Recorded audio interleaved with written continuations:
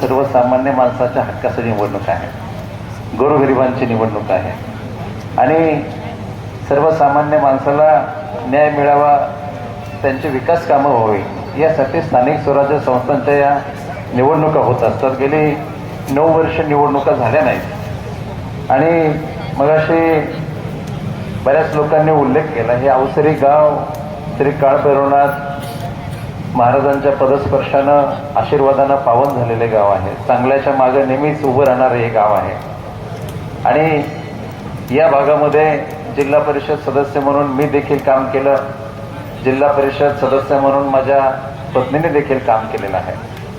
या गावामध्ये, या मतदारसंघामध्ये सर्वसामान्य माणसाला केंद्रबिंदू ठेवून आपण विकास केला. रस्त्याची कामं असतील, पिण्याच्या पाण्याची कामं असतील, बंधाऱ्यांची कामं असतील, लाईटची कामं असतील, सार्वजनिक आरोग्य असतील. मी तर आरोग्य समितीवरच होतो. मगाशी हिंगे साहेबांनी उल्लेख केला, आदिवासी भागामध्ये सर्पदंशाने लोक मरत होते आणि प्रशासन ठप्प झालेलं होतं. मी जिल्हा परिषदेच्या बैठकीमध्ये जिल्हा आरोग्य अधिकाऱ्यांना विनंती केली की आमच्याकडे ग्रामीण भागामध्ये सर्पदंशाने अनेक लोक दगावत आहेत, तुम्ही सर्पदंशावरील लस, त्याला आपण अँटी स्नेक व्हेनम म्हणतो, आणि कुत्रं चावल्यानंतरची लस त्याला आपण अँटी रॅबिस व्हॅक्सिन म्हणतो, या लसी आमच्याकडे ताबडतोब तुम्ही उपलब्ध करून द्या. परंतु त्यांनी उपलब्ध करून दिल्या नाही. जिल्हा परिषदेच्या बैठकीमध्ये मी जिल्हा आरोग्य अधिकाऱ्यांना सांगितलं, 1 महिन्याच्या आत जर तुम्ही लस उपलब्ध करून दिली नाही तर मी तुमच्या अंगावर जीवन साप सोडेन. आणि खरोखर 1 महिन्यानंतर त्यांनी लस उपलब्ध करून दिली नाही. 6.5 फूट लांब मी साप धरायला शिकलो. 6.5 फूट लांब पिशवीत साप घेऊन गेलो आणि जिल्हा आरोग्य अधिकाऱ्याच्या अंगावर तो साप सोडला. पूर्ण महाराष्ट्रामध्ये हे प्रकरण गाजलं. परंतु त्यानंतर आजपर्यंत सगळ्या प्राथमिक आरोग्य केंद्र, सगळ्या सरकारी दवाखान्यामध्ये अँटी स्नेक व्हेनम आणि अँटी रॅबिस व्हॅक्सिन ही दोन्ही लस उपलब्ध आहेत. अशा प्रकारची एकदम आक्रमक कामं जिल्हा परिषदेमध्ये आम्ही केली. या गावचा देखील प्रशांत भाऊ आपण विकास करत असताना या गावातील सगळ्या वस्त्यांवरचे रस्ते, गावठाणातील रस्ते, अगदी आता वेळ कमी असल्यामुळे मी सांगत नाही, सगळे लोक साक्षीदार आहेत, सगळे रस्ते आपल्या काळामध्ये झालेले आहेत. माझी मिसेस सदस्य असताना त्यांच्या काळामध्ये झाले आहेत. या गावची सुधारित नळपाणी पुरवठा योजना असेल, ओढ्यांवरचे बंधारे असतील, रस्ते असतील, अगदी अभंगमाळ्यातील दोन्ही रस्ते असतील, कवलीतला रस्ता असेल, बोरमळ्यातला रस्ता असेल, बोरवाडीचा रस्ता असेल, खंडोबाचा रस्ता असेल, करळवाडीचा रस्ता असेल, वायळमाळ्याला आपण 20 लाख रुपये मंदिरासाठी दिले.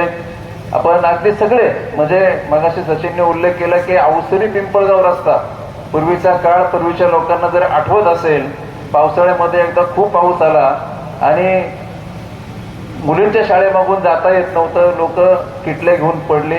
हा सुद्धा रस्ता अवसरीपासूनचा पिंपळगाव पर्यंतचा पूर्ण रस्ता आपण केला.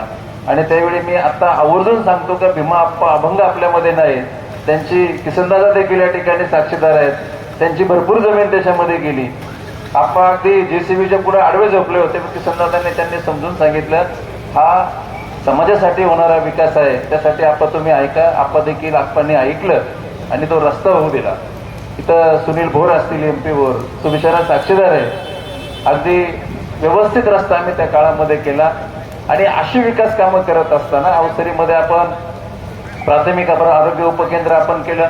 हा जो या ठिकाणी आयुर्वेदिक दवाखाना आहे, त्याच्यामध्ये 5 लोकांचा स्टाफ आहे, डॉक्टर आहेत, नर्स आहेत, हे देखील आपण आपल्या काळामध्ये आणले. अनेक कामं आपण केली. पुणे जिल्ह्यामध्ये खऱ्या अर्थानं म्हणजे आपल्याकडे धवल क्रांती होत असताना भाई, आपल्याकडे आंबेगाव तालुक्यामध्ये इकडं 3 फक्त डॉक्टर होते LSS याचे BVSC, म्हणजे आपल्याकडे गायी आहेत. पण नियम असा होता की Indian veterinary act 1984 clause 30B, त्याच्यामध्ये असं होतं की जखमा आणि लसीकरण करताना पदवीधर पशुवैद्यकाच्या देखरेखाने मार्गदर्शनाखाली LSS डॉक्टरांनी करावं. तो देखील कायदा आपण बदलून त्या ठिकाणी त्याच्यामध्ये शेतकऱ्यांना व्यवस्थित असणारा कायदा आपण करून घेतला. पण हे मी सांगत असताना मला प्रशांत भाऊंना उमेदवारी देण्यासाठी मी स्वतः आग्रही होतो. माझ्याकडे देखील ओबीसीचा दाखला भाई आहे, परंतु कुणबीचा दाखला आहे, परंतु माझा मित्र प्रशांत भाऊ अभंग लहानपणीचा माझा मित्र आहे. या गावाच्या विकासामध्ये, या गावाच्या शैक्षणिक प्रगतीमध्ये खऱ्या अर्थानं जर कोणी भीव काम केलं असेल तर त्याचं नाव आहे प्रशांत भाऊ अभंग. एखाद्या माणसाला चहा पाजायचा असेल तर आपण मीच्या त्याच्याकडे बघतो, ही वस्तुस्थिती तुम्हाला सांगतो या लोकशाहीची. पण 1,50,00,000 पहिले 50 लाख रुपये त्यांनी घोषित केले, परंतु शाळेला चांगली इमारत बांधण्यासाठी 1 कोटी खर्च येणार आहे.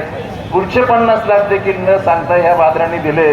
हा आपला खऱ्या अर्थानं एक समाजसेवक आपल्यासाठी आहे.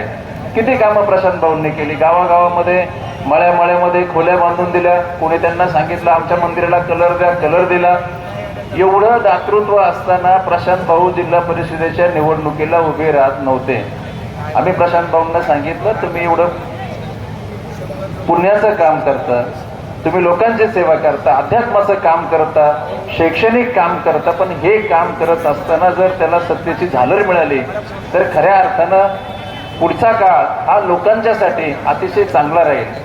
आपल्या या मतदारसंघाचं मागच्या बऱ्याच वर्षामध्ये नुकसान झालेलं आहे. ज्या पद्धतीनं कामं व्हायला पाहिजे होती ती झाली नाही. आणि मगाशी अनेक लोकांनी उल्लेख केला, विशेषतः हेंगे साहेबांनी उल्लेख केला. शरदराव तर मगाशी खूपच चिडले होते. मलिदा गँगचा त्यांनी उल्लेख केला. खरं तर मला आवर्जून तुम्हाला सांगायचं का या तालुक्याचे लोकप्रतिनिधी 35 वर्ष आमदार आहेत. वरडीताई 35 वर्षामध्ये 20 वर्ष ते मंत्री राहिलेले आहेत.